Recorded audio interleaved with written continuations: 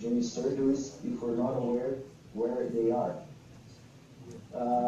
The visceral nervous system is divided into an afferent portion and into an efferent portion.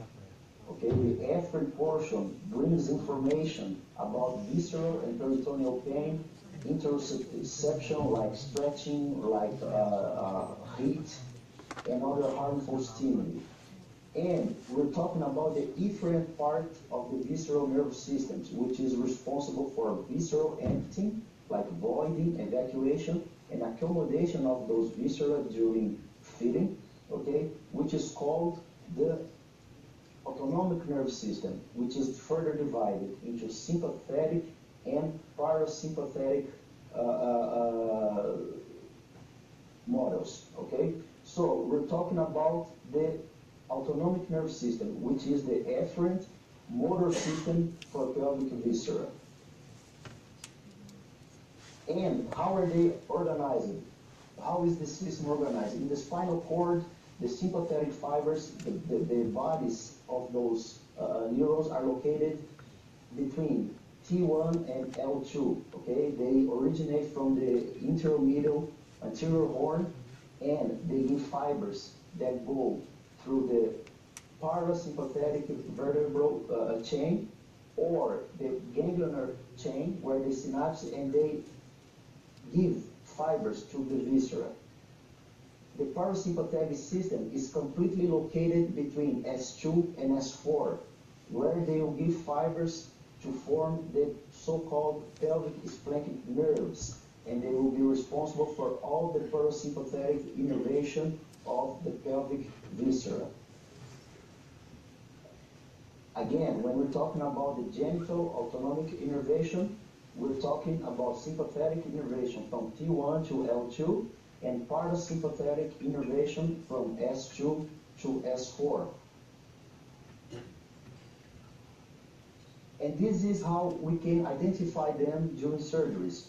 Okay, those sympathetic fibers coming from T1 to L2, they will form the superior hypoglossal plexus over the L5 vertebra, and they will give two inferior hypoglossal nerves, right one and left one, where they will meet to join, they will meet with the parasympathetic fibers to form the inferior hypoglossal plexus. The inferior hypoglossal plexus is the brain of the pelvis, okay? This is the most important part where we have both sympathetic and parasympathetic fibers. And this is how we see them during surgeries. Please, could you put video number 1? Oh, I'm sorry, just to identify the inferior hypoglossal nerve, which is medial and inferior to the ureter. Now, can you please put video number 1? Okay, if you're seeing the video right now, we're gonna demonstrate how we identify the superior hypoglossal plexus in a surgery of neurectomy, okay? The superior hypoglossal plexus is located, like I said, over the L5 vertebra, which is close to the promontory, okay? And we can identify them easily right below the peritoneum. Right there, they give the two hypoglossal plexus, two hypoglossal inferior nerves, right one and left one, where they will meet to form those inferior hypoglossal plexus. At this place, we have only sympathetic innervation, okay? These plexus are composed only of sympathetic fibers.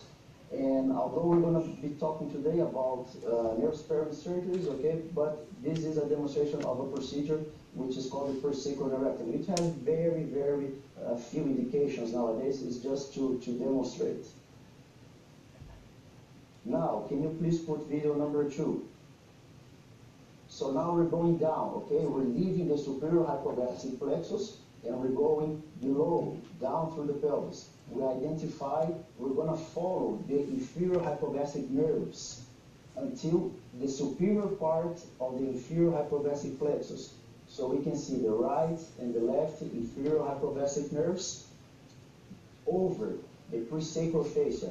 And now they will join the parasympathetic fibers to form the inferior hypoglossal plexus. They come to the superior part of the inferior hypoglossal plexus. Okay, it's a safer place in the inferior hypoglossal plexus, although it can be easily done. The easiest way is to go to the rectal space. The rectal space, you can identify easily the inferior hypoglossal nerves over the promontorium, and you follow them deep in the pelvis, and then you find the inferior hypoglossal plexus. This is the easiest way to find the inferior hypoglossal plexus.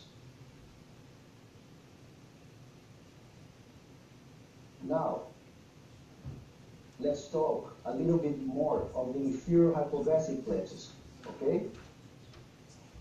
See how it is embedded inside arteries, veins, and right below the ureter and the cardinal ligament. I'm going to show you some more pictures and some images from the inferior hypoglossal plexus. What we must understand is that the inferior hypoglossal plexus, like I said, is the brain of the pelvis, okay? And it has two efferent type of formation, two main efferent types, which is the pelvic splanchnic nerves. Like I said, they come from S2 to S4, and they are exclusively parasympathetic, and the inferior hypoglossal nerves, which are sympathetic. So they're merged together, and then they form the plexus, and the plexus will give three main bundles, three main efferent bundles to innervate pelvic viscera. We have the anterior efferent bundle, which goes to the bladder, and this bundle, it goes lateral and below the ureter. So right here, if we stay medial to the ureter, we're going to be preserving this bundle that is directed to the bladder. It gives off a cranial efferent bundle, which is directed to the uterus and vagina, which is known as the Frankenhauser plexus. And a medial efferent bundle, which goes to the rectal sigmoid. I'm going to show you some more of those.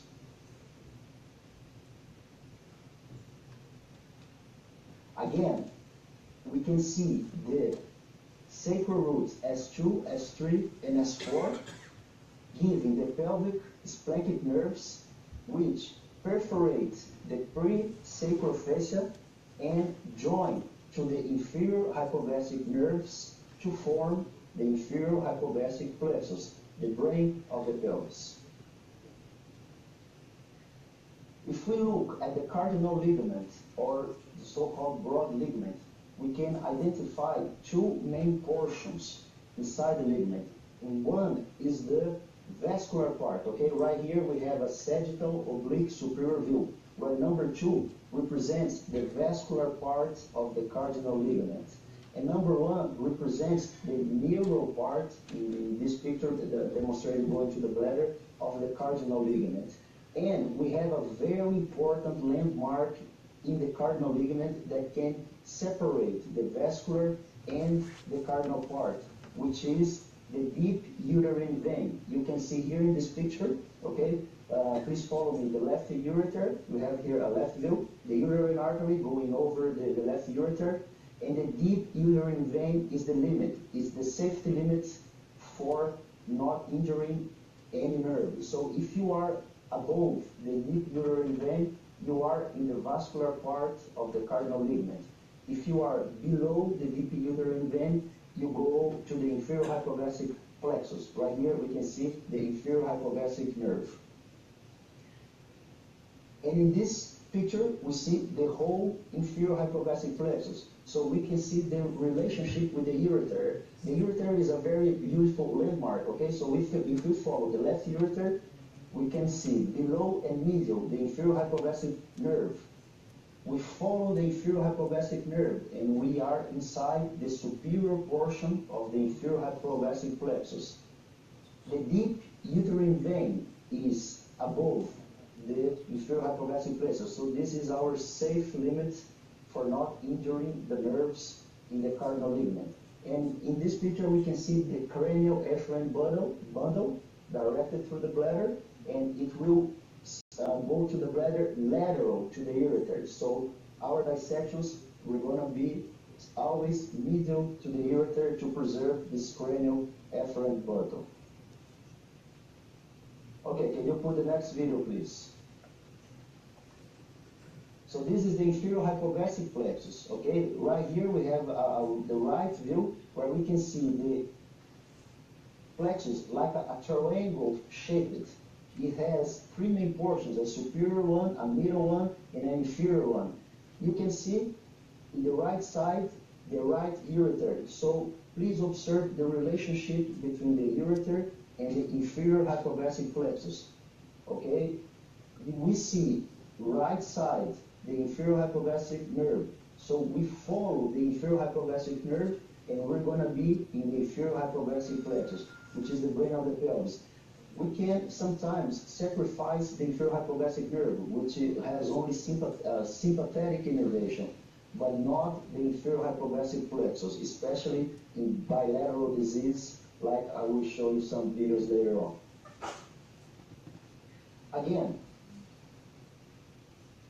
the sacral roots S2, S3, and S4, given the splanchnic nerves that will merge with the inferior hypogastric nerves and form the inferior hypogastric plexus. The inferior hypogastric plexus, the splanchnic nerves, which originate from S2 to S4. My friend Vito will have the opportunity of talking more about them during the presentation of somatic nerve anatomy, and the inferior hypogastric nerve, which has only sympathetic innervation. And this is how we see them in live, okay? We can see the sacral roots, S2 and S3. In the left part of the picture, we see the piriform muscles. So the sacral roots, they are anterior to the piriform muscle. And those marks, they represent the splanchnic nerves emerging from S2, S3, and S4. This is the only parasympathetic innervation in the pelvis. Okay, so if we harm them, especially if bilaterally, we're gonna have serious problems with bladder and bowel emptying. Okay, all the parasympathetic innervation, which is responsible for bowel and bladder emptying, comes from those pelvic splanchnic nerves which emerge from S2, S3, and S4. Please put the next video. And now, in this video, I'll demonstrate you how to approach the sacral roots, okay? We go between the ureter and the inferior hypogastric nerves. We identify the presacral or hypogastric fascia, and we're going to be right over the piriform muscle. The piriform muscle is our landmark, and if we follow the piriform muscle down deep, we're going to find sequentially all the main sacral roots, like here S1, and then we can identify S2. Going deeper, we already identify some pelvic splanchnic nerves, and this is the end where we can see the sacral roots. Check the relationship with the ureter. See how deep we are in relationship to the ureter, okay? The inferior hypogastric plexus is not so deep, it's above this. This, we're very deep in the sacral roots.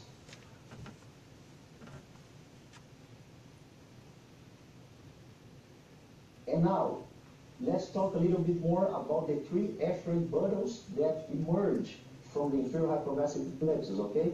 Like I said, we have three main bundles, one directed to the bladder, one directed to the uterus and vagina, and a middle one directed to the rectus sigmoid.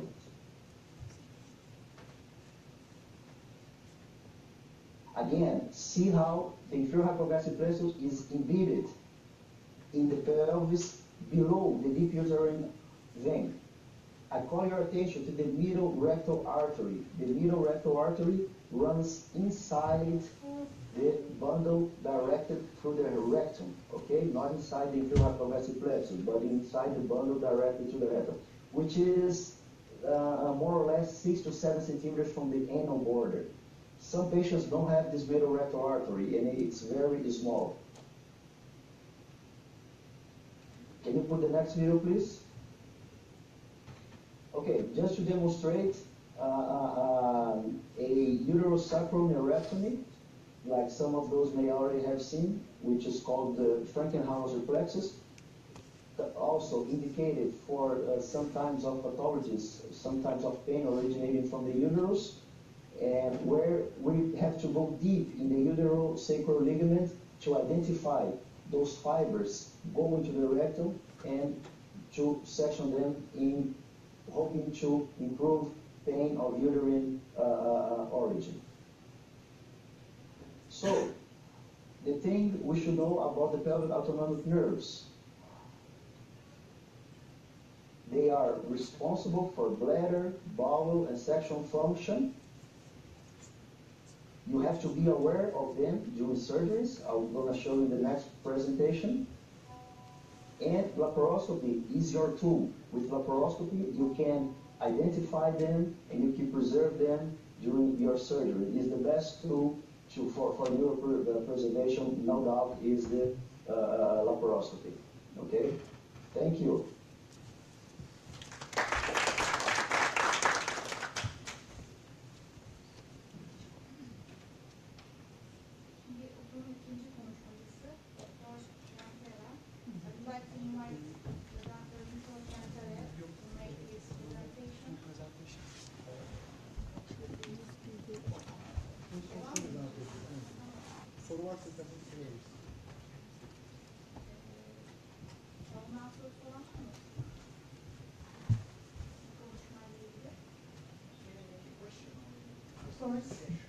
Dr. Zanata, can you hear me? Yes.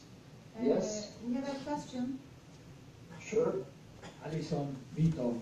Hey, Vito. One question. You discussed a few times, you say 2 times about the presacral neurectomy. Yes. I have some concern about this technique. We have done in the past a lot of. You know that when we have to cut nerves, I'm always a little bit scared. That's something that is coming from Kosovo. You always taught me never cut a nerve, so I'm always a little bit scared. Can you explain us which are the limits in your mind of this solution when you propose to the patients, which can be the disadvantage, etc., etc.? Sure. Thank you, Vito. I completely agree with you. I mean, cutting the nerves, we are not taught to cut the nerves. We're taught to preserve the nerves, right? And when we talk about presacral neurectomy, I would say it is a last option if you can improve the patient's pain and you think that pain is central in a region like a uterine source, and you have excluded endometriosis, you have excluded other pathologies. To tell you the truth, Vito, this is the single case, the only case I've done. This video I demonstrated.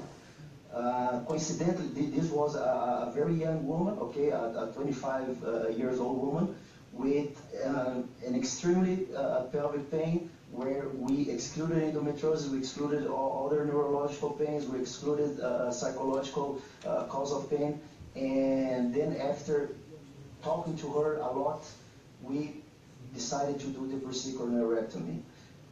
Coincidentally or not, she improved. But I agree with you. The indications, if there is any, are very, very few, and the best chance is that it won't work.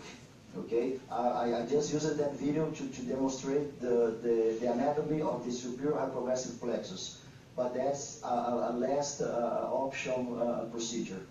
I completely agree, and thanks a lot for the explanation. Thank you, my friend. Başka soru var mı acaba?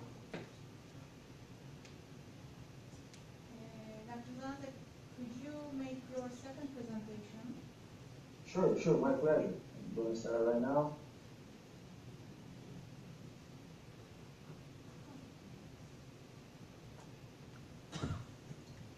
All right, can you see it?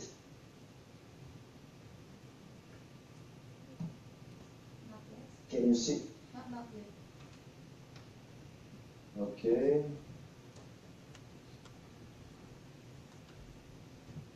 Please just let me know when I can start. Can you reconnect that presenter because it makes this error? Oh, okay, I'll be right back.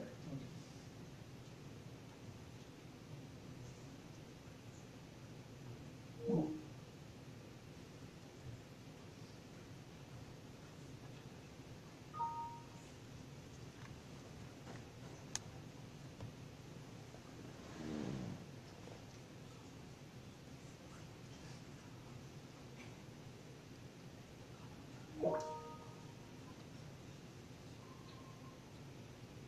Okay, can you see me? Now I just need authorization to be presenting.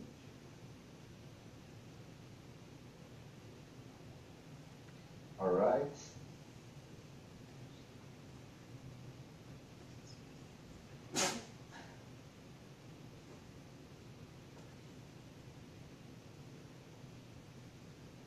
All right, just started here.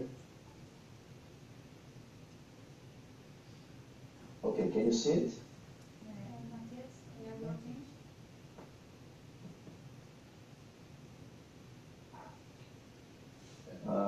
I can see here. Okay, my presentation is on.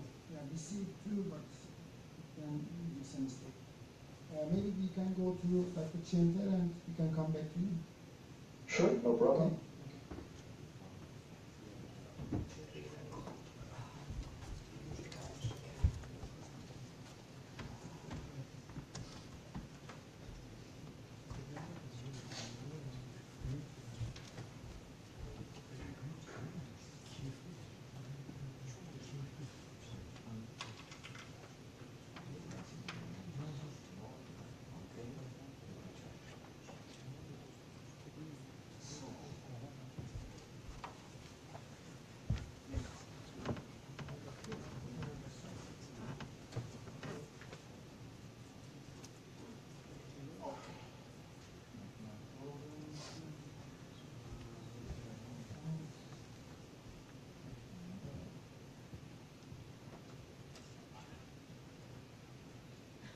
Yes, okay. So, thanks a lot really for the nice invitation. I will try to be quick and to give you an overview because I was really amazed from this meeting today. We have quite discussed about the whole neuroanatomy of the pelvic and neurophysiology of the pelvic. So I'm a little bit embarrassed because I don't know exactly what I can say different or new.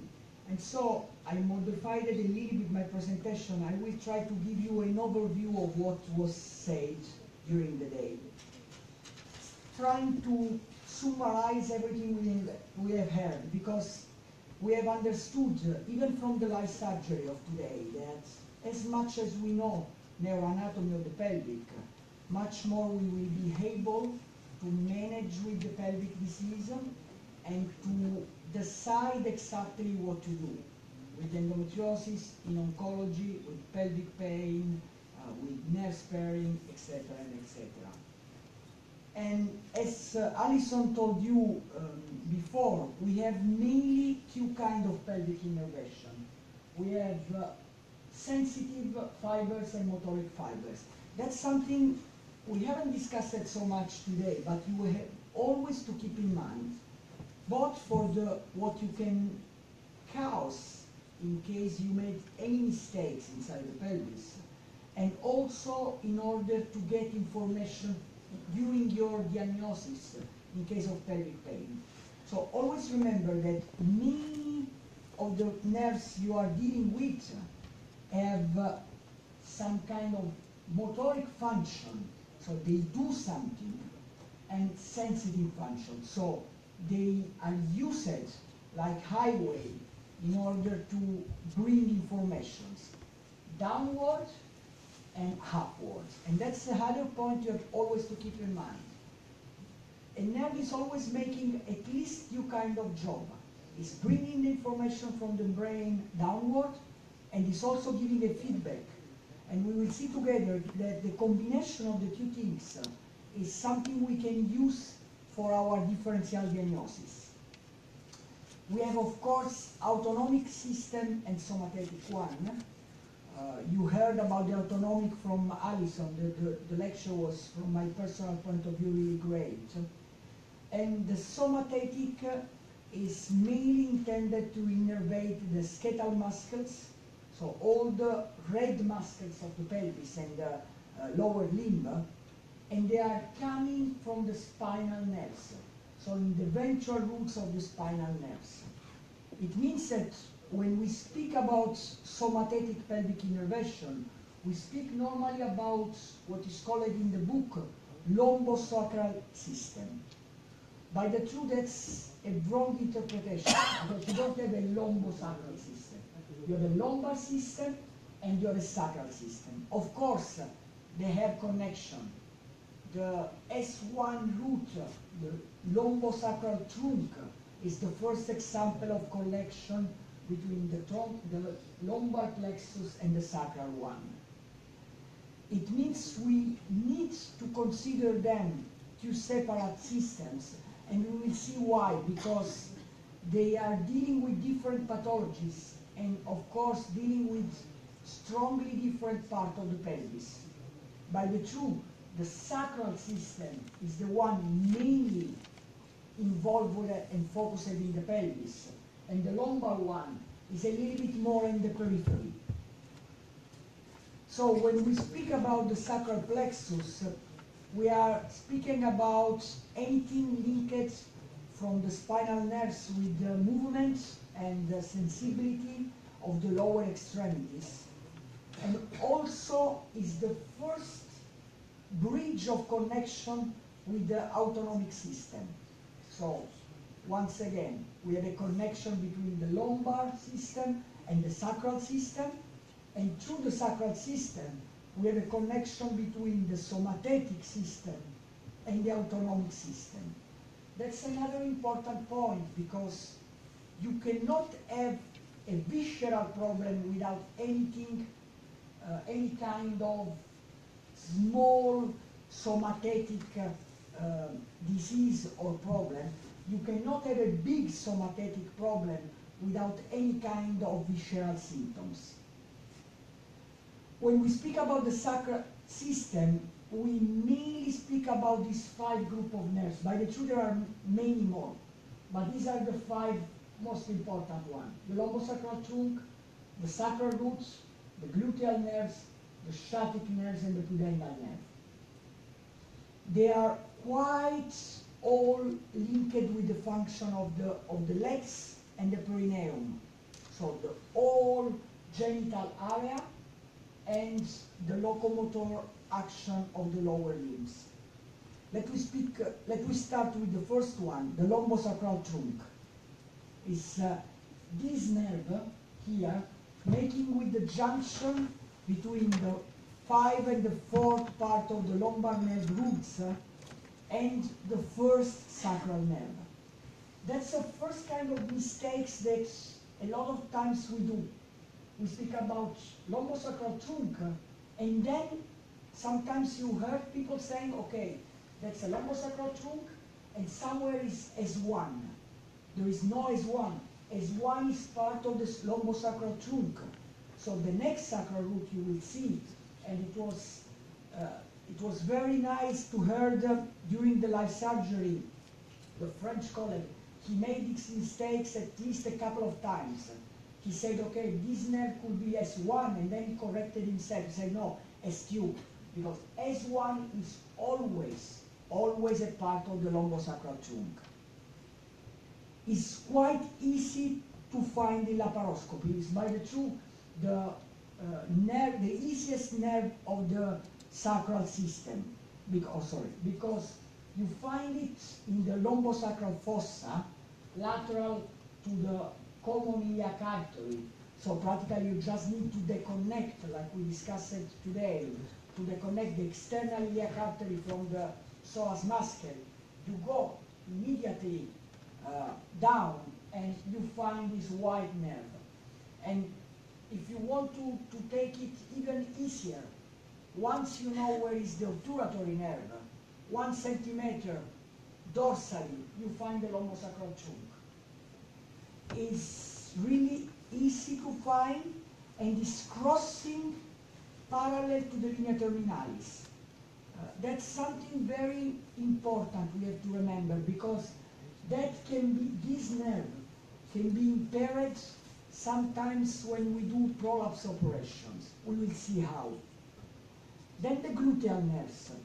In the video of the colleague, we saw both the inferior and the superior gluteal nerves. It was a very, very nice picture. By the truth, that's an atypical presentation.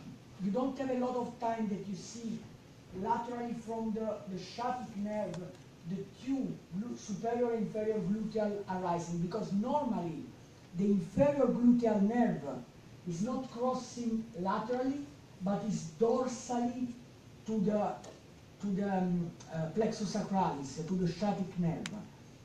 It means this picture, that is quite the same like the picture the colleague showed you today, is a kind of atypical presentation.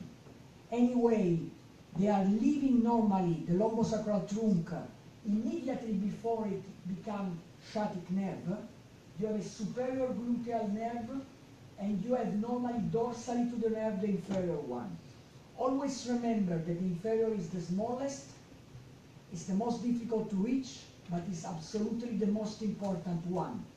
Because if you have a problem with the superior gluteal nerve, the patient will still be able to walk and to stand up.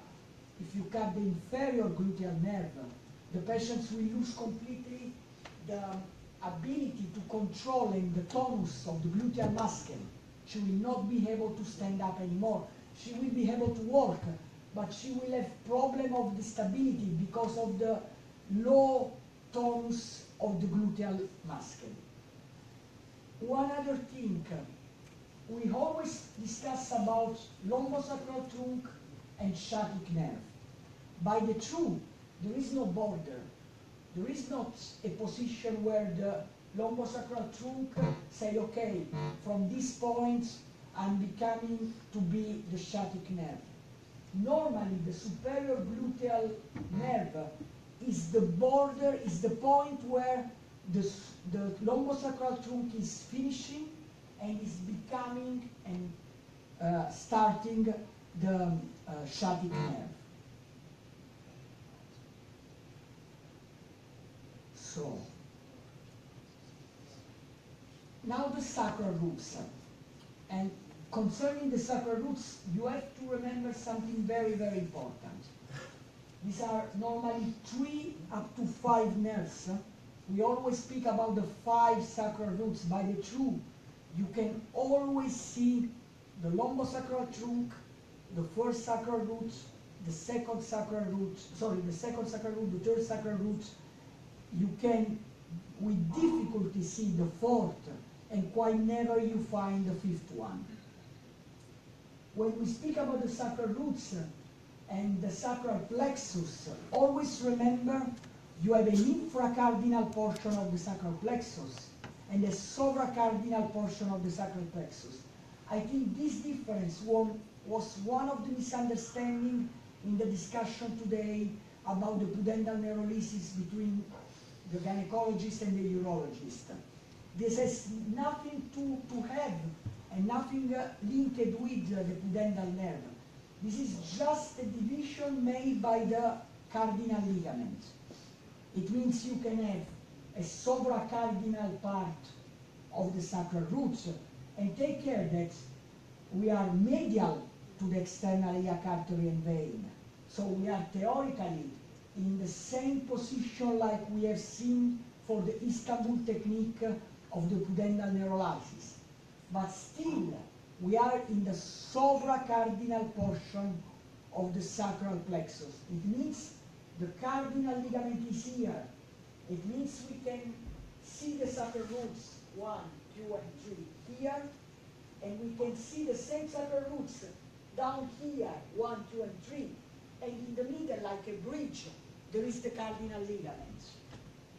That's very important because this area and the other area, these are two completely different surgical approaches.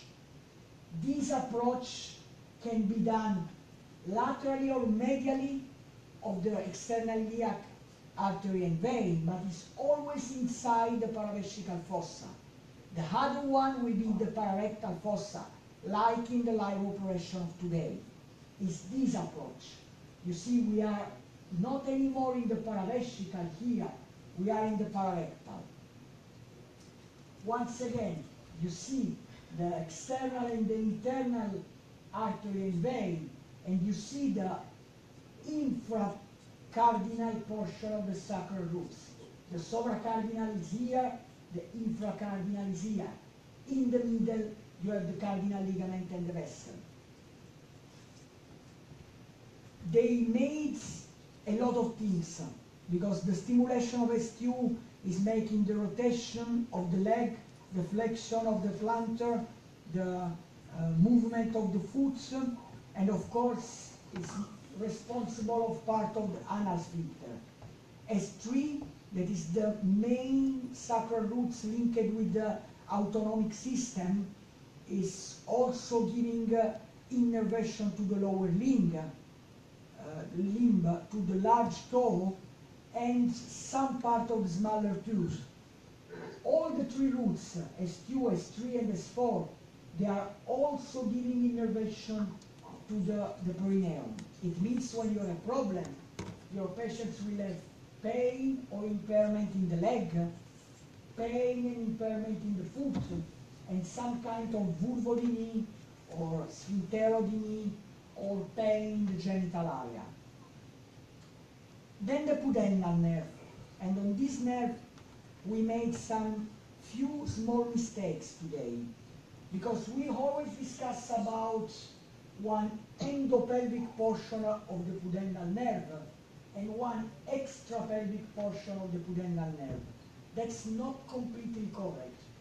We have an endopelvic portion, the one we can see by laparoscopy, with or without cutting of the sacrospinous ligament.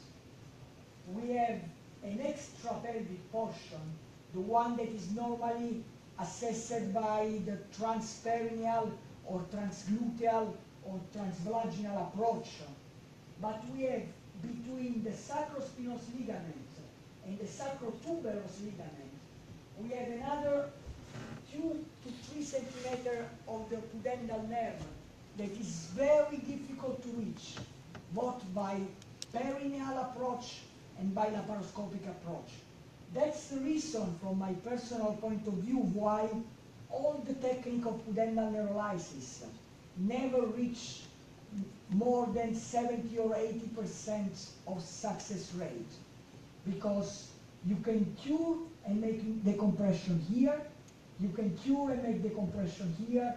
It's really quite impossible to make decompression in this couple of centimeters. That's the reason why you saw the results of the colleague. They have 40% of patients with fantastic results, 30% with so-so results, but still we are not able to cure all the patients. This is the endopelvic portion. We are on the right side. It means that the pelvic wall, that's the sciatic nerve, that's the lumbosacral trunk, that's S2. And you see, it's a small and long nerve. Here I already cut the sacrospinous ligament. But I don't need to present you picture because our colleague showed us a fantastic video before. It's very important that you remember that the pudendal nerve is making 3 branches. The inferior rectal nerve, the perineal nerve, and the dorsal nerve of the penis. It's important because when you have a problem in the endopelvic portion of the pudendal nerve, when you have compression, you need to have pain in all the genital area. You cannot have pain just in the sphincter and not in the vagina, just in the clitoris and not in the sphincter. Otherwise, it's either a problem of the sacral roots or it's a problem here in the perineal area. If you have a true recompression of the pudendal nerve and or extrapelvic, you need to have a patient with pain in the whole genital area. We heard that it's responsible for the social continence. This is an information you always have to keep in mind. Take care, because we saw today cutting of the sacrospinous ligament is okay. You can cut it. Never do it on both sides, because it can be dangerous for the stability. But even more, because you will do coagulation on the sacrospinous ligament, you can have apraxia of the nerve. It's temporary, of course, just for 6 months or 1 year. But if you do on both the pudendal nerve for 6 months or 1 year, your patients will not be able to avoid the, will be incontinent, and that will be a dramatic problem. You saw the urologist that presented us the Istanbul technique. He was cutting the sacrospinous ligament with a cold scissor. So, sacral plexus, here we removed everything. This was an oncological case. You see the small pudendal nerve here, the sciatic nerve here, S1, S2, and the old sacral plexus. You read in book that normally the pudendal nerve is this one, is arising from S4. By the truth, is quite always arising from the lateral part, the medial part of the sacral plexus. You quite always have this kind of picture. Why are these, all these nerves so important? We have seen during the lectures, first of all, endometriosis. The colleague presented us 32 patients with sacral nerve endometriosis. Is sacral root endometriosis is not an uncommon situation. We just published 3 months ago 148 patients, 41 with sacral infiltration. Take care, because you don't need to have a stage 4 endometriosis. We have seen today in all the video always bulky disease. By the truth, you don't need a bulky disease. Which stage of endometriosis is this one? I mean, I just see this small point here. So it's a stage 1, do you agree? But that's the same patient. Big pararectal nodule with infiltration of the internal gluteal vein and S2. And that is after the resection. You see that on the right side we removed the fascia sacralis, and on the left side everything is intact. But you can have even a bigger problem. These patients, for example, 35 years old, previous laparoscopy, stage 2 endometriosis, 2 operations, nothing very big, pelvic pains in 6 months, dorsal leg irradiation during the menses, hypoesthesia of the plantar area and the feet, urodynamic with hypersensitive bladder, nothing in an MRI, and at the end, idiopathic sciatica, sorry. This means the patient says nothing, she's crazy. And by the truth, we made a diagnostic laparoscopy, she has nothing. I mean, okay, some adhesions, but she got 2 previous operations. But let we try to take a different look. Let we take a closer look. We go retroperitoneal in the pararectal fossa, so in the infracardinal part of the sacral plexus, the same area where today we saw the live surgery of Dr. Roman.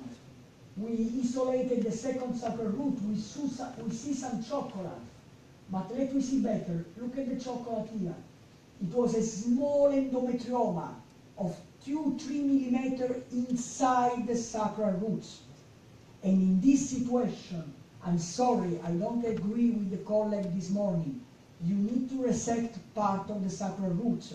And of course, you need to know if the patients will be able to work or not. The colleague said he didn't want to cut because he was scared the patients could have locomotion problem. We have done now in more than 15 patients, so cutting part of the sciatic nerve or the sacral plexus or the sacral roots. No patients got locomotion problems. And that's the video, and you see, we are here in the pararectal fossa, that's the rectum, left side. Here is the ureter, we go deep. That's the sacral plexus, piriformis muscle. And you will see in a moment, here is the sacral roots. You see the small chocolate coming outside, directly outside the sacral roots. But even more, and I will make my last 4 slides because I'm 1 minute over the time. You can have even isolated sciatic endometriosis. So you can have a situation like this, we are submitting it. No endometriosis at all, nothing, really nothing. And then you go laterally, same area where Dr. Ustataner showed us. You find some fibrosis, but I was really not sure. I said, okay, probably I made a mistake because I don't see any endometriosis.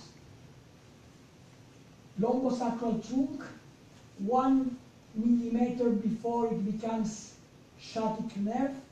I was really so uncomfortable with this operation because I thought I'm making a mistake and then chocolate inside. So this is the proof that you don't need to have endometriosis of the pelvis in order to have endometriosis of the nerve. We skip the resolution, that's the end of the operation. And then the oncological part, because you will need this knowledge even for your oncological operation. We are now submitting 11 patients with laparoscopically lateral extended endopelvic resection. It's nice, and it means you need to know this was a patient with a recurrence of a cervical cancer. You see, we have done a completely lateral endopelvic resection. We skipped just the plexus sacralis. And you have cases by the oncological diagnosis where you need even to cut part of the sciatic nerve or the sciatic plexus, or sorry, the sacral plexus or the sacral roots. So even for oncology, this nerve is very, very important. I will skip this other video because it takes too much, and just 2 slides about the lumbosacral, the lumbar plexus. Too many nerves to discuss today, we don't have enough time. Just remember the femoral nerve. It's a very, very big nerve. It's the largest branch of the lumbar plexus. And that's really the nerve you cannot skip in order to have, not to have problem with the locomotion. It's not in the pelvis, it's outside the pelvis, it's lateral to the iliopsoas muscle. We are here on the left side. It means you cannot cut it, at least if you don't want to. But if you cut it, that's the nerve where the lesion will bring you a patient on a wheelchair. Because the patient will not be able to do this movement anymore. She will not be able to walk anymore. And this nerve is very important. We will see tomorrow during my other lecture for the Lion procedure for the locomotion. And I think we can skip the other slides. Yeah, just would like to thank all of you, and remember the HISON. Please go on the website. Try to do the course. Try to get interest in this field because it will really change your life. Thanks a lot. Thank you for your nice presentation. We will take the questions later. And yeah, okay, Dr. Zanata, can you hear me? Hi, Dr. Zanata, can you hear us?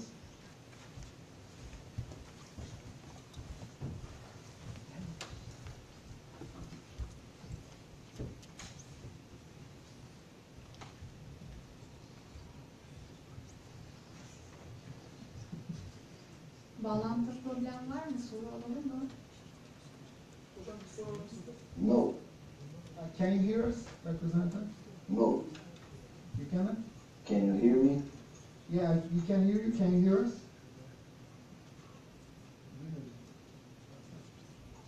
Dr. Zanata?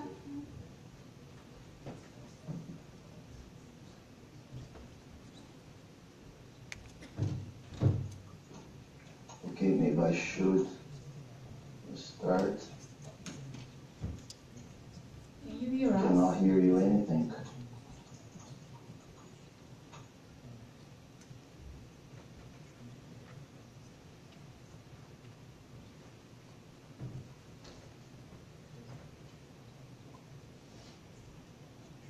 Okay.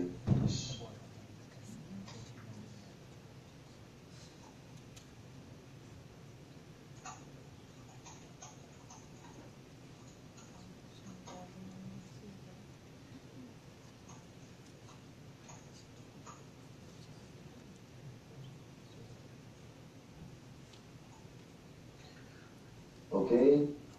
Good evening again.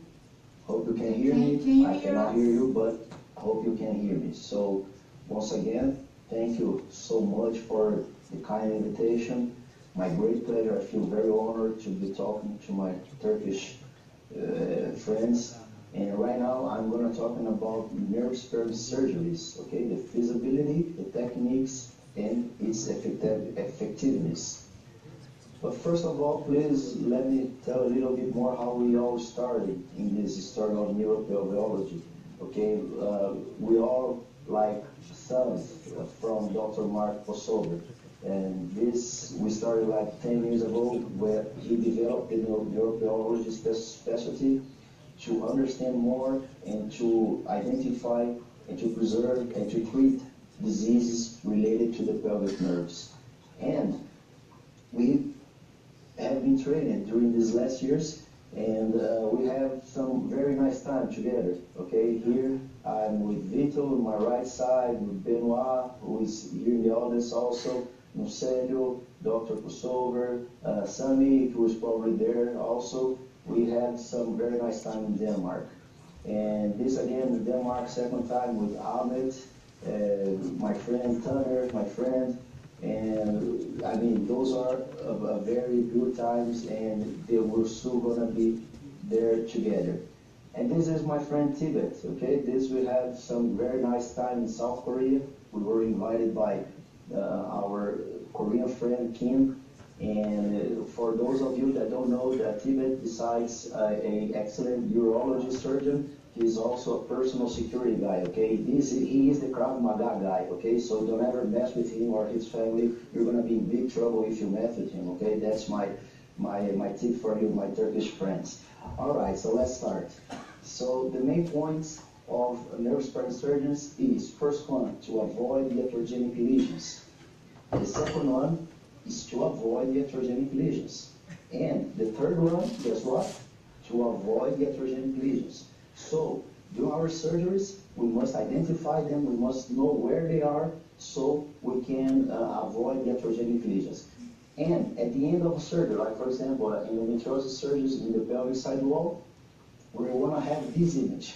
We want to have no disease, and we want to see all the nerves preserved. Okay, this is the good picture. We don't want to look for them and do not find them. Okay, so that means we have injured them. And if you think it's very easy to injure the nerves, okay, like regular procedures we all use it to do, like pelvic side wall surgeries, for example, deep endometriosis or oncology surgeries, we can injure the sacral nerve roots, the inferior hypoglossal plexus, the obturator nerve. Even a C-section, okay, cesarean section, we can injure the ilioinguinal and iliohypoglossal nerves, the lateral borders. Pelvic lymphadenectomy, for example, we can injure the genitofemoral, the obturator nerves, deep endometriosis resections, the inferior hypoglossal plexus and nerve, the sacral nerve roots, and even on a cuff fixation, we might injure the S2 and S3 roots. So they are close to us. They are close to us, and we have to know where they are. So if we don't see them, we'll injure them. And like Dr. Kosover said, all surgeries must be nerve-sparing surgeries, okay? We don't just want to treat the disease. We want to preserve the nerves so the patient won't have any complication, any functional complication. And then back in the end of the 90s and 2000, Dr. Kosover started to publish his work with oncological radical surgeries where he could identify the nerves in the cardinal ligament during radical hysterectomy type 3, and he could demonstrate that in those surgeries that he could identify the nerve, okay, his suprapubic drainage time reduced from 22 to 11 days, so that's a lot.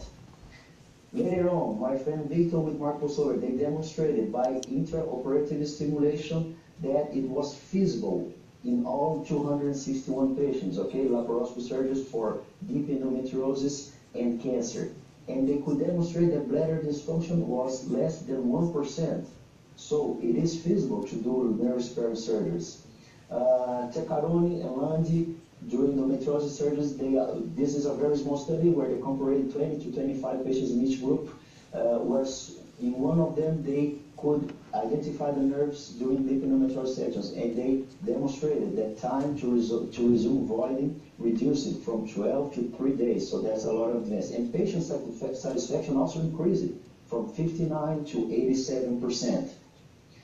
Actually, Benoit Rabchon, okay, he made the guidelines for nerve preservation during endometriosis surgeries, and by reviewing some studies published over the team, we could demonstrate that nerve-sparing surgeries improves bladder function, okay?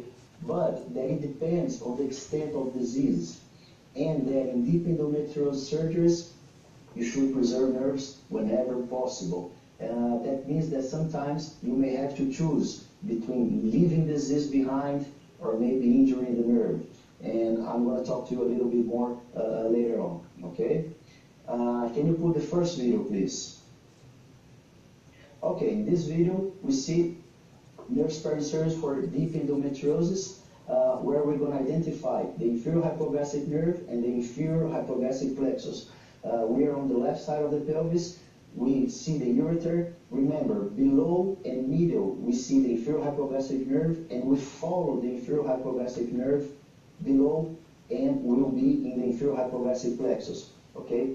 Whenever disease is bilateral, we should be very, very careful about this type of resection. Sometimes we might want to choose to leave disease behind instead of doing this type of dissection. Like this patient was only unilateral disease, so we decided to excise as much disease as possible. So you can see disease is inside the plexus, okay? It's over the superior part of the inferior hypogastric plexus at the terminal portion of the inferior hypogastric nerve. This superior part of the plexus, it doesn't give much efferent bundles. Remember I told you about the 3 efferent bundles going to the bladder, uterus, and rectum. They usually leave from the inferior part of the plexus. You see, it's a very extensive disease, infiltrating vagina, very close to the cervix. And we could resecate the disease, and this patient, she had 20 ml post-voiding residue in 1 week after surgery. So we found it very, very successful. So we could excise the disease, and we could preserve the left inferior hypogastric plexus, okay? Could you please put the next video? Now, again, another surgeon, the left side of the pelvis, where we also could identify the plexus and nerve and preserve. You can see it's a very aggressive and very deep disease right in the plexus, right in the plexus. Again, why did we decide to do this excision? Because it was unilateral, okay? We check the other side first. If the other side is okay, we can go for it. If it's not okay, maybe we leave disease when it infiltrates the plexus. The nerve, we can be more aggressive, let's say like that. But the plexus, it's very, very difficult if you have bilateral disease. So you may want to choose. Again, a deep disease, like it involved the whole plexus, some will say it's not possible. I mean, I understand I might be injuring some very small nerves, even being careful, but since it was unilateral, we decided to go further and remove. And that's the picture. That's the picture. Remember the left ureter, okay, is our parameter below, and inferior and medial you have the plexus. There might be some residual disease over the plexus, but the patient did well and with no complications with this type of resection. Again, let's take our attention to the inferior hypoglossal plexus. Okay, like I said before, we have three efferent bundles leaving from the plexus, one directed to the bladder, one directed to the utero and vagina, and another one directed to the rectal sigmoid. Okay, please put the next video. Again, I showed you this video in the last classroom. That is how we identify the inferior hypoglossal plexus below and medial to the ureter and the inferior hypoglossal plexus, and it's triangle shaped. Okay, you can see from up to below it has a triangle shaped. And the most important part, I mean, the whole plexus is important, okay, but if you have to choose, the worst part is the inferior part where the bundles lead to the rectum, to the bladder, and to vagina. And what happens if we don't identify them and we lose them? Okay, please put the next video. So in this patient, we did endometriosis resection, and we chose by ourselves to sacrifice one of the inferior hypoglossal plexus, the nerve, not plexus, okay, nerve, all right? So again, bilateral disease, okay, very extensive, and very deep, very deep. Okay, no, I'm sorry, this one is bilateral inferior hypoglossal disease. This patient, we injured both inferior hypoglossal plexus. Okay, so you see, and we should have chosen to leave disease behind, maybe one of those. This patient, she had serious problems resuming bladder empty. She could not void by herself for 2 or 3 months, and after a long time of physiotherapy and for exercise and medication, she could resume regular voiding in about 5 to 6 months. Why? Bilateral inferior hypoglossal disease.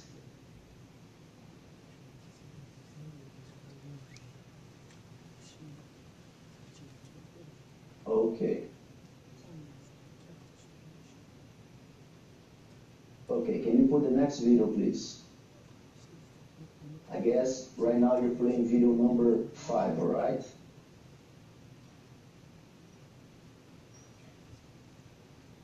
All right.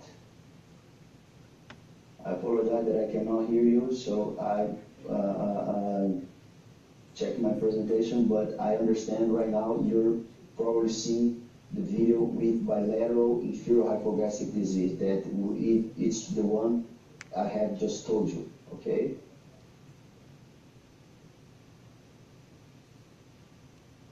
So again, whenever you have bilateral disease in the plexus, you might have to choose to leave one of those behind. In deep endometriosis surgeries, there are 2 situations that we choose to leave disease behind. One is bilateral ovarian disease in a patient that still wants to get pregnant, and the other is bilateral nerve disease. Okay, so those are the most worst forms of endometriosis, ovarian and nerve disease. Rectal sigmoid, it's difficult, but actually it's safer to do a bowel resection than to deal with the nerves. Okay, let's keep it on. And when we have, sorry, can you put the next video, please? Now it's going to be the number 7 video, okay, where I will show you, okay, in this video we have rectal vaginal disease, very deep rectal vaginal disease. See to the vagina, okay, disease going all over the vagina, okay, this is the laparoscopy view, and disease is in the center, okay, no ovarian disease, no tube disease, only very deep disease, and in both inferior hypoglossal plexus and deeper, going to the bundle that innervates the rectum. Okay, this patient, although we did nerve sparing surgery and we have the impression that all the nerves were preserved, she could resume regular voiding only about 6 to 8 weeks later after the surgery. But right now she is perfectly, okay? She doesn't have any sexual dysfunction, any bowel dysfunction, despite very aggressive and lower disease, okay? This, right here we're about 5 to 6 centimeters from the anal border in the rectal sigmoid. So you can see that how the bowel anastomosis was below the plexus, okay? But all the time we can see the plexus laterally. So we have the impression that both were preserved despite a very lower disease, and her functional result demonstrated us that despite sometimes to resume voiding and sexual function, the final result was very, very satisfactory. Alison. And when we have complications, we might have to treat them. Okay, we should treat them. And we have some options like gabapentin. These patients may need pelvic floor exercises. Some of them may need intermittent catheterization, which we hope will be always temporary, but we have to be aware that some of them must have definitive intermittent catheterization, which is a very, very big problem in patients treated by benign disease, and in extreme cases, even neuromodulation. So, what we should learn about nerve-sparing disease, that all surgeries are nerve-sparing. All surgeries must be nerve-sparing. We must know the nerves that we're dealing with and to identify and to preserve them. Yes, they are feasible and effective. Okay, it's possible to do nerve-sparing surgery. And remember, the laparoscopy is your mother. With laparoscopy, you can identify easily the nerves. And anatomy is your father. You must know retroperitoneal anatomy so you have a better results. You all should know about neuropelviology, the International Society of Neuropelviology, where you could do your education online.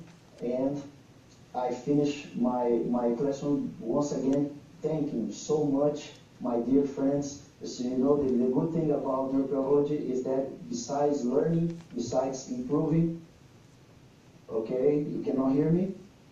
Yes, of course. Thank you for your nice presentation. Okay, can you hear me? Can you Yes, hear me we now? can hear you. Yeah. Yes, we can hear you.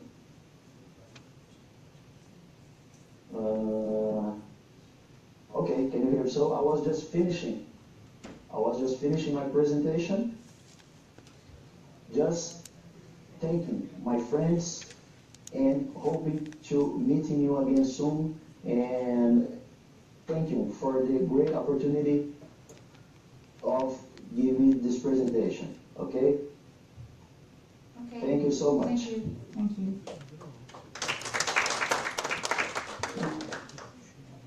Rahatsızlığından dolayı sadece diğer bağlantıya geçene kadar 2 soru alabileceğiz. Doktor Ciantara için sorusu olan var mı salondan?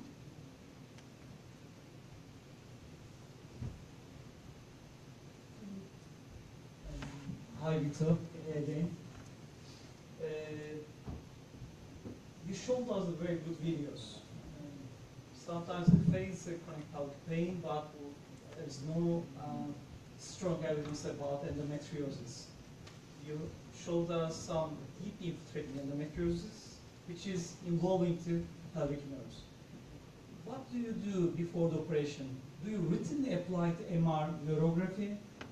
If you find some lesion which is involving the pelvic nerves, do you apply EMG, electromyography? What do you do? So I'm a little bit old style, old school. We don't do electromyography. Not just because I don't believe it, I cannot understand it, so maybe I'm too much stupid. What we do routinely, if we have deep endometriosis, we do MRI, of course, like the French colleague was saying today. The problem is that, like I showed you, you can have endometriosis without stage 4, endometriosis of the pelvic nerves without stage 4 endometriosis. And in these cases, the clinical examination, the neurophysiological examination is mandatory. You have, in my mind, 3 different situations. You have patients where you have clearly, by the magnetic resonance, something, endometriosis or entrapment or, I don't know, fibrosis or stitch, mesh, whatever it is on the pelvic nerves. You have patients where your clinical assessment is negative and your MRI is negative, so that patient has, of course, nothing linked to the pelvic nerve. And then you have a gray zone in the middle, where either you can have something in MRI, but with an uncertain clinical examination, or you can have some clinical evidence, but with an MRI that will not give you a clear evidence. And then you have to decide if you go to the surgery or not. It's not easy, and I would like to stress one point, because I'm always scared from this meeting about nerves and neurophysiology. You don't have to give the message that for every patient you should make exploration or dissection of the nerve. Never forget, please, that dissection of the nerves means postoperative fibrosis. I always explain to my patients that if I'm wrong with my diagnosis, I will go for surgery, I will dissect the nerves, I will not find anything, and she will be likely with the same pain or even with more pain, because I will give her a further problem. The idea of the surgery, the idea of neurolysis, that has to be, from my personal point of view, completely clear. The idea of neurolysis should be to change one compression, one fibrosis, with another fibrosis, another compression that is less problematic, less tight, less strong than the one the patient had. So she got vascular entrapment, or she got surgical entrapment because of radical pelvic surgery, and due to your neurolysis, you give her a smaller fibrosis, a smaller entrapment, so she will have less pain. And that's also the reason why the patient is not pain 10 and then pain 0. She will be better, but she will never change so. If you don't have the fibrosis at the beginning, so if your diagnosis will be wrong, you are not curing the patients, you are killing the patients by the pain point of view. So please, the preoperative assessment is mandatory, and you should go for the surgery just when you are absolutely, totally sure. For my personal... So I translate in Turkish. Bunun altını çizmek lazım. Aklınızda bir şey olmadan pelvik sinirleri, bakayım ben bir şey, problem var mı diye düşündüğünüz zaman, aksine hiçbir şey yoksa eskisinden belki daha kötü ağrı oluşturabiliriz. Bir fibrozis yapıp orada sinire zarar verebiliriz. Yani bunun altını çizmek son derece önemli. Çünkü amaç burada hani ben bir girip bakayım, diğer anatomik bölgeler gibi değil, üreter gibi değil. Hatta bugün bir tane deyim vardı, one shot surgery. Yani sizin o bölgeye What we did in every cases, we make defasciculation, so we open the nerve, we try to separate what macroscopically we believe is the sensitive part from the motoric one, then we make intraoperative stimulation, and then we try to keep as much of the nerve as possible. We get some experience with oncological cases and with schwannoma. We have now done something like 16 or 17 pelvic schwannoma with partial resection. So we know that your patients will still work. She will have different type of impairment, secondary to which nerve you cut and how much. Okay. The problem is, once again, if you cut a nerve that has nothing, you are a criminal. That's clear. But if you cut a nerve that is already destroyed by the endometriosis or by the cancer or by the schwannoma, you are cutting something that is not liable anymore, that is not alive, is already dead. Thank you. Bağlantısı mı hocam?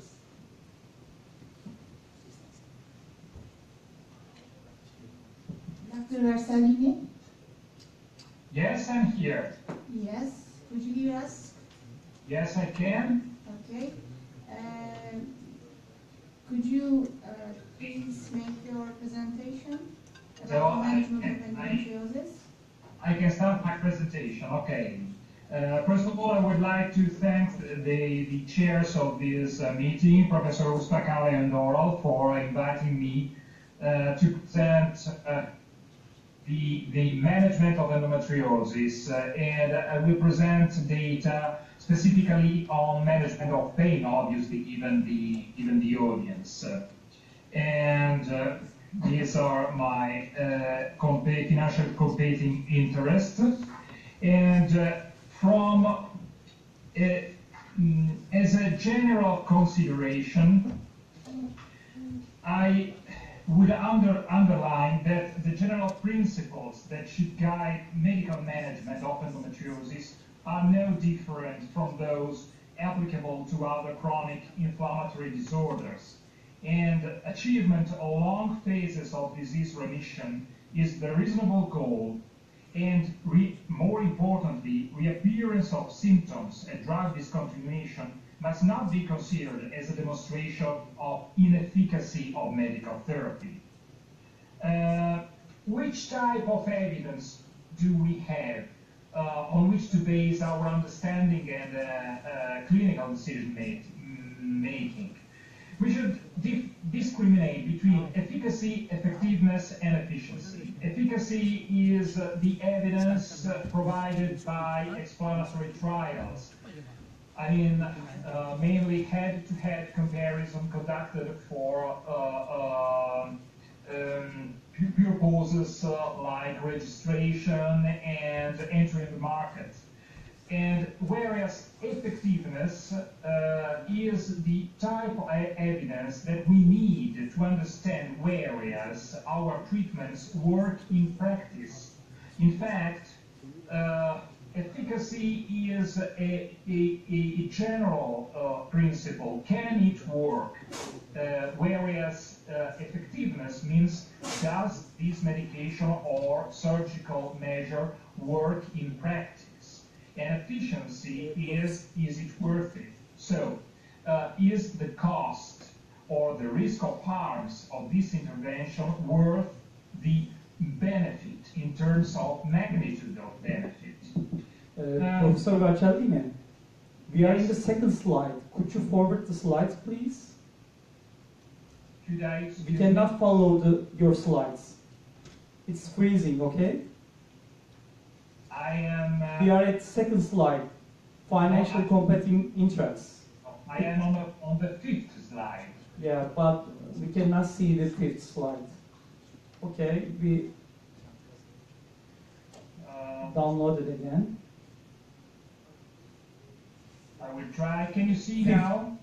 Yeah, you are in the 15th slide. Is that right? No, fifth slide. Yeah. Yes, we are in the fifth. Okay, fifth slide. So, which type of medication should we use when treating endometriosis-associated pain? And this is a slide from the recent NICE guideline on diagnosis and management of endometriosis. And we see that there are no major differences in terms of effectiveness between the various drugs that can be used in endometriosis, whereas there is a difference in favor of oral contraceptives in terms of tolerability. And because we know that medications for endometriosis do not cure endometriosis, but simply control the disease, we need drugs that can be tolerated even for years. Therefore, oral contraceptives and progestins appear to be the best choice. There are large differences in terms of costs, and this is something that we should look carefully about, because cost may be a determinant of patient adherence, so of treatment effectiveness. And you see that there are about 100 time difference between the low-cost progestins and the GnRH agonists. And we should take into account, obviously, cost when we are dealing with chronic pain management in women with endometriosis. What should we do in specific clinical conditions? And we know that the pain at menstruation and the pain at intercourse are the two most frequent symptoms experienced by women with endometriosis. So, with regard to management of dysmenorrhea with oral contraceptives, we can use, when the cyclic administration does not relieve pain at menstruation, we can use low-dose monophasic oral contraceptive continuously. These are data from a 2-year study we conducted some years ago, and simply shifting from cyclic to continuous use of a low-dose oral contraceptive was very effective in reducing pain at menstruation. In this case, pain at menstruation means pain at breakthrough bleeding or at when performing tailored cycling, because women experience pain when they are using oral contraceptive continuously. And after 2 years, 3 out of 4 patients were very satisfied or satisfied with continuous oral contraceptive use. These are the results of a randomized controlled trial conducted by Kudzik, and the authors compared an oral contraceptive used continuously with a GnRH agonist used for 6 months, and there was no difference in pain relief between the two treatment arms, whereas obviously there was major difference in cost. And for 1 year of treatment, patients who used oral contraceptive saved more than $7,500. So a really great, very large difference. What about pain at intercourse? These are the results of a patient preference trial conducted on 150 patients whose main complaint was severe deep dyspareunia, so specifically severe deep dyspareunia. So it's a very highly selected population, and we offered both surgery, radical surgery, or a low-dose progestin, norethistone acetate, 2.5 milligram a day for 1 year. And you see that the green line is the pain, the visual analog scale score in the group of patients who underwent surgery, and you see there was an immediate benefit at 3 months, but in the following months there was a gradual increase in pain at intercourse, so a relapse of pain at intercourse. Whereas women using norethistone acetate had an effect which was more gradual, but at the end was not statistically significantly different from those who underwent surgery. And at the end of the 12-month follow-up, there was no difference in the satisfaction rate between those patients who underwent surgery and those who chose medical treatment, whereas there was a difference in favor of women who took the medical treatment, the low-dose progestins, compared with those who underwent surgery. So at the end, in the medium term, there was no major difference. Norethistral acetate was not inferior to surgery and possibly was even more effective in women without rectovaginal lesions. Is there a difference between different types of progestins? We know that there is, let's say, high-cost progestins on the market, Dienogest, and we conducted some time ago a before-after study. Dienogest was marketed in Italy in early June 2013, and until that date we used norethistone acetate. After that date, all the women who needed a progestin used only Dienogest. And there were a follow-up period of 6 months for both arms. And at the end, these are medians. The results are expressed as medians, so maybe unfamiliar to some of you. But briefly, there was no difference in terms of dysmenorrhea relief between these two progestins, and there was also no difference in terms of pain at intercourse between the two progestins, both evaluated at using a numerical rating scale and a Biberol-Wenberma scale. Dienogest was better tolerated than norethistone acetate because there were few side effects and less severe side effects in the Dienogest group. However, when satisfaction with treatment was evaluated, and this is an intention to treat analysis, where all the women, also dropouts, were considered. Dropouts were considered as dissatisfied.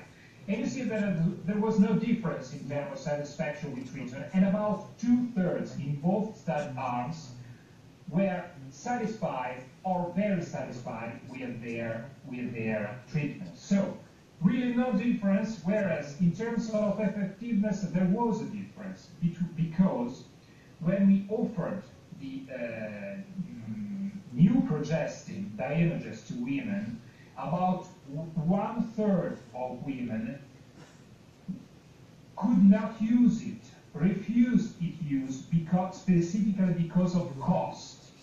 So, in terms of effectiveness, norethistone acetate was more effective because almost all women who were offered this treatment use it, whereas only 2 out of 3 of those who were offered Dienogest could use it. So again, cost is a major determinant of patient adherence. And one more very important issue.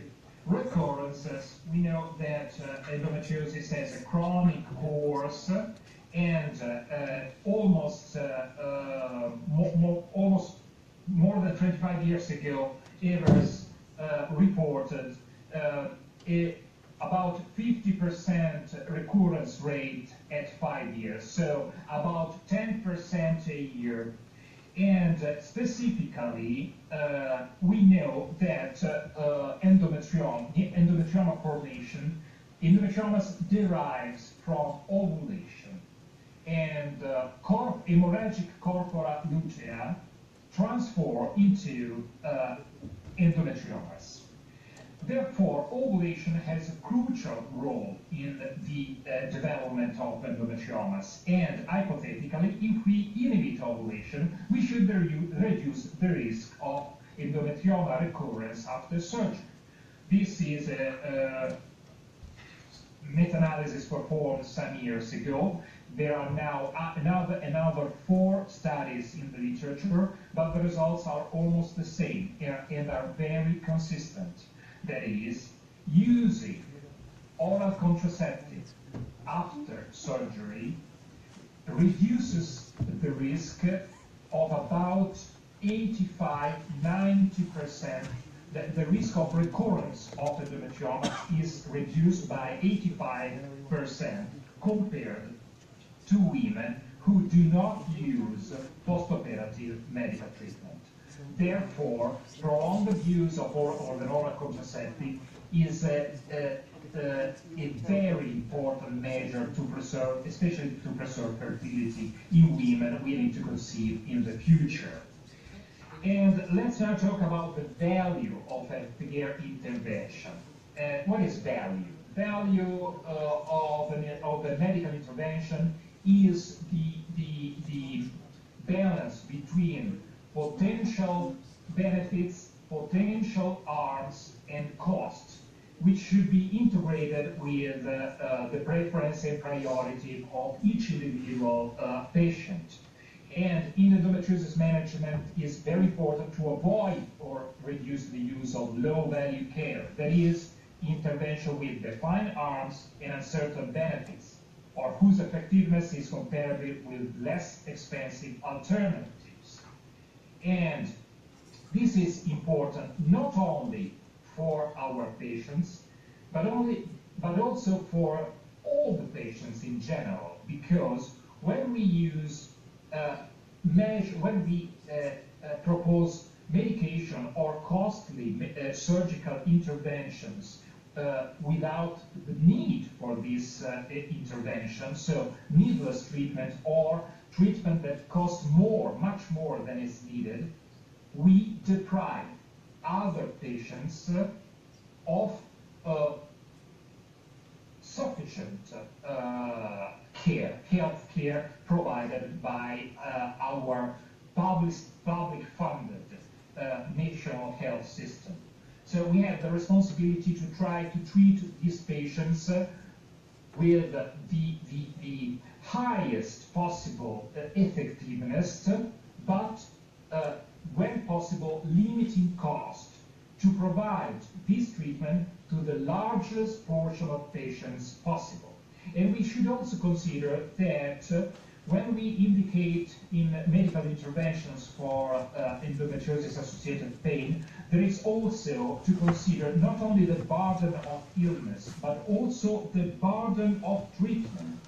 What is the burden of treatment? The burden of treatment is defined as the work of being a patient and its effect on the quality of life, as it represents the challenges associated with everything patients have to do to take care of themselves. That is, medication intake, drug management, self-monitoring, visits to the physician, laboratory tests, lifestyle changes, administrative tasks to assess and coordinate care, and cost, because the cost of treatment has an effect on the quality of life of individual patients and their families. So we should consider the burden of treatment when we plan long-term treatment strategies for these chronic pain patients. And ultimately, the value of care for patients should reflect the health outcomes achieved and the degree of burden that patients and their caregivers must bear to achieve those outcomes.